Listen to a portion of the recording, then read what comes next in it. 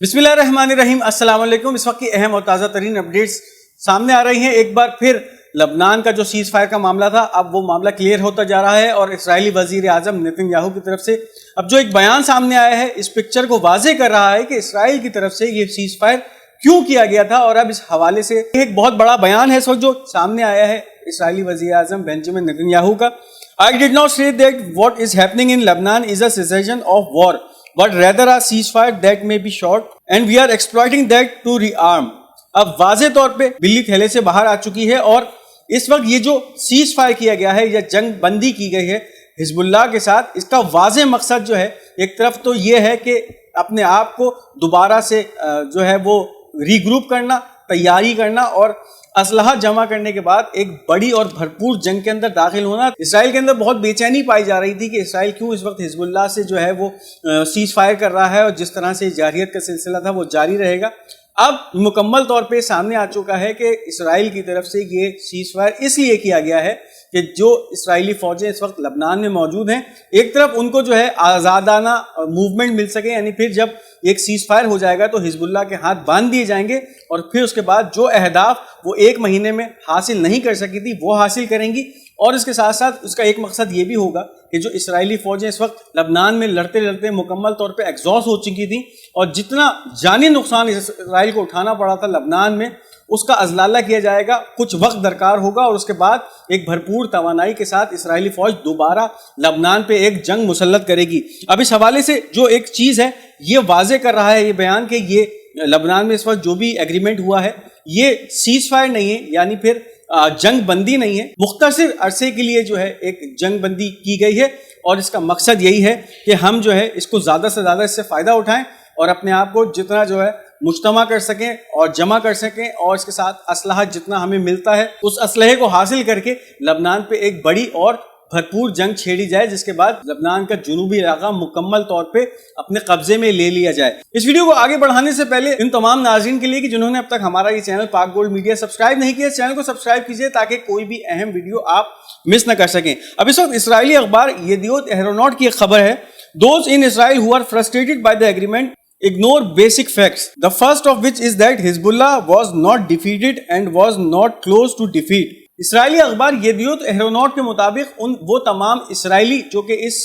جنگ بندی کے معاہدے کے بعد جو ہے کافی بے چینی کا شکار تھے، ان کو یہ بتا رہا ہے کہ اگر یہ جنگ بندی کا معاہدہ نہیں کیا جاتا تو حزب اللہ کو ہرانا اسرائیل کے لیے تقریباً یا مکمل طور پہ ناممکن تھا۔ اور جو اس کا دوسرا اہم نقطہ ہے وہ یہ ہے کہ حزب اللہ ایک طرف تو جو ہے وہ شکست نہیں کھا رہی تھی، اور دوسری طرف آثار بھی نہیں لگ رہے تھے کہ حزب اللہ کسی بھی طرح آنے والے وقتوں میں اسرائیل سے شکست کھا سکتی ہیں، یعنی پھر مسلسل لبنان سے اسرائیل کے علاقوں پہ حملے جو تھے ان کا سلسلہ بہت زیادہ بڑھ گیا تھا، اور روزانہ کی بنیاد پہ تقریباً جو ہے 40 سے 45 کارروائیاں جو ہیں کی جا رہی تھیں حزب اللہ کی طرف سے۔ اس کے ساتھ ساتھ جو اسرائیلی فوجیں لبنان میں موجود تھیں ان کو بھی پھر آگے بڑھنے نہیں دیا جا رہا تھا، اور مسلسل ایک ریزسٹنس یا مقاومت دکھائی جا رہی تھی، جس کی وجہ سے ان اسرائیلی فوجوں کو جانی نقصان بھی اٹھانا پڑ رہا تھا اور مالی نقصان بھی اٹھانا پڑ رہا تھا۔ اب ہوا یہ ہے کہ جب یہ جنگ بندی ہو چکی ہے تو اب حزب اللہ کے ایک طرح سے مکمل اس ایگریمنٹ کی پاسداری کر رہی ہے، لیکن اسرائیلی فوجیں مکمل اس ایگریمنٹ کو جو ہے وہ خاطر میں نہ لاتے ہوئے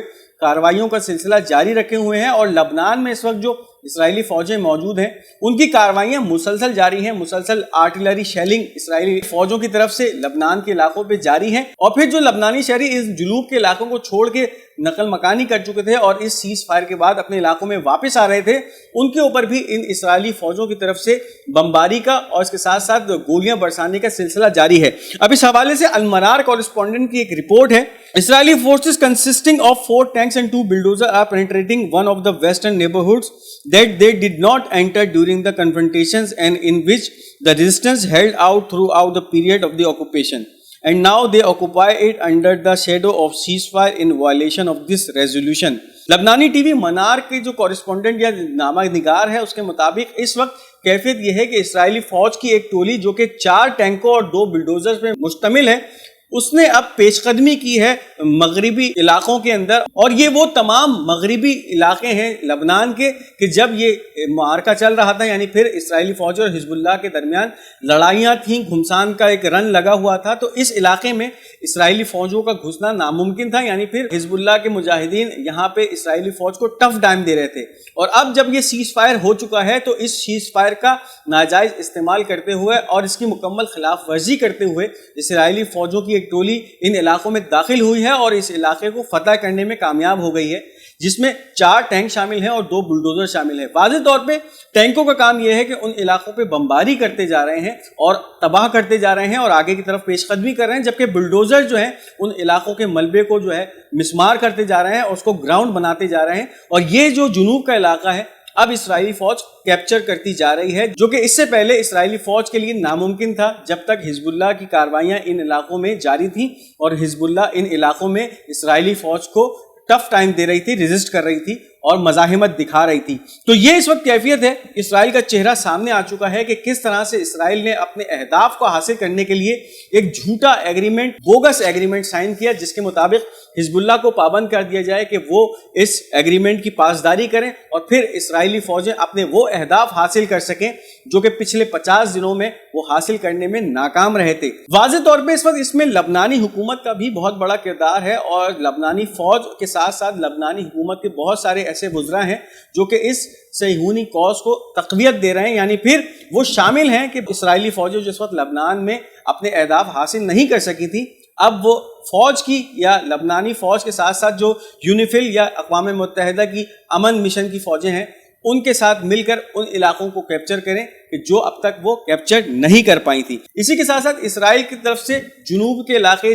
میاس الجبل کو بھی آرٹلری بومبنگ کا نشانہ بنایا گیا، جبکہ اس کے ساتھ ساتھ جو خیام شہر ہے وہاں پہ بھی اب اسرائیلی فوجوں کی طرف سے پیش قدمی کا سلسلہ جاری ہے۔ یہ وہ تمام علاقے ہیں، اسرائیلی فوجیں ان علاقوں میں داخل ہونے کی کوشش کرتی تھی تو ان کو شدید مزاحمت کا سامنا کرنا پڑتا تھا اور پھر ان کی آگے کی طرف پیش قدمی روک دی جاتی تھی۔ اب اس وقت لگ یہ رہا ہے کہ اسرائیل اس سیز فائر کو جو ہے مکمل طور پہ اپنے اہداف حاصل کرنے کے لیے استعمال کر رہا ہے، اور پھر اب یہ دیکھنا ہے کہ حزب اللہ کب تک اس سیز فائر کی پاسداری کرتی ہے، اور اگر یہ معاملہ اسی طرح چلتا رہا تو پھر حزب اللہ کی طرف سے بھی اس سیز فائر کو مکمل طور پہ نظر انداز کر دیا جائے گا اور پھر یہ جنگ بندی کا معاہدہ ختم ہو جائے گا۔ تو اب یہ دیکھنا ہے کہ یہ کتنا عرصہ لگتا ہے اس کو کہ حزب اللہ اپنی کارروائیوں کو سلسلہ دوبارہ شروع کرتی ہے۔ اب اس کے ساتھ ساتھ ایران سے خبر آ رہی ہے، پاسداران انقلاب اسلامی کے جنرل حسین سلامی، ان کا ایک بیان سامنے آیا ہے، Israel will not enjoy security in the presence of the resistance.